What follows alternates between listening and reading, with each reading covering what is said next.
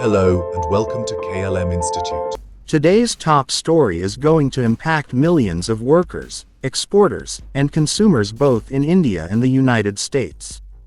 Starting this Wednesday, the U.S. government will impose steep new tariffs, as high as 50%, on a wide range of Indian exports. So, what does this mean, why is it happening, and how will it affect India and the U.S.? Let's break it down simply and clearly. From August 27, the United States will begin charging an additional 25% import tax on several products made in India. These tariffs are being added on top of existing duties, which means some Indian goods could now be taxed at 50% or more before entering the U.S. market. This is a big blow to Indian exporters. America is one of India's biggest trading partners. Last year alone, India exported goods worth over $87 billion to the U.S. Now, over half of those goods are likely to be affected by the new tariffs. Some of the worst-hit sectors include engineering goods, textiles, garments, gems and jewelry, and marine products. Cities like Surat, which is known as the diamond capital of India, are already feeling the heat. Factories have shut down, thousands of workers have lost their jobs, and the local economy is under pressure. But why is this happening? The main reason is India's growing oil trade with Russia. India has been buying discounted crude oil from Russia since the Ukraine war began. The US believes this indirectly helps fund Russia's war efforts. As a result, the US is using trade pressure to push India to change its stance.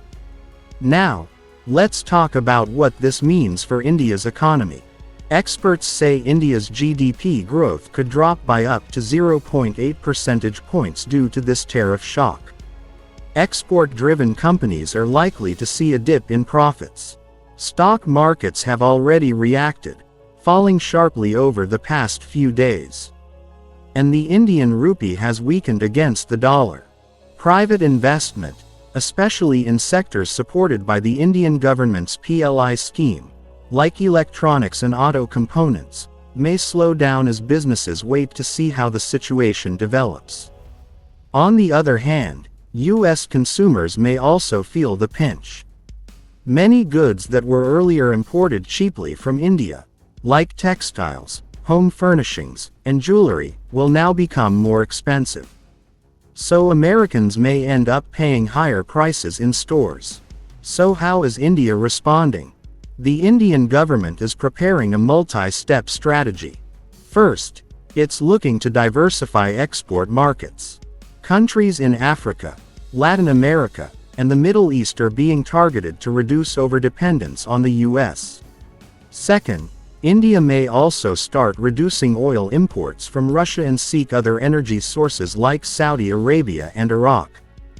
Third, support for Indian exporters is being planned.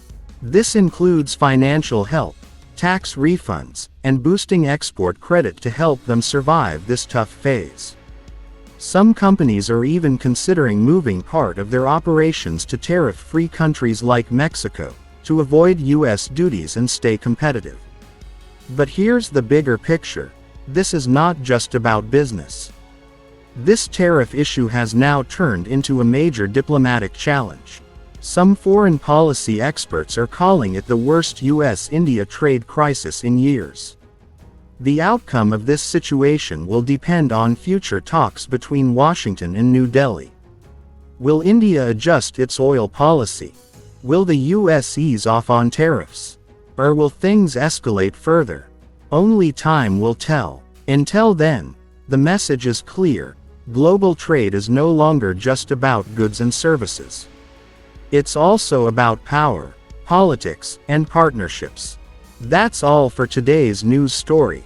If you found this helpful, don't forget to like the video, share it with your friends, and follow KLM Institute for more simplified updates on global economics, current affairs, and business trends.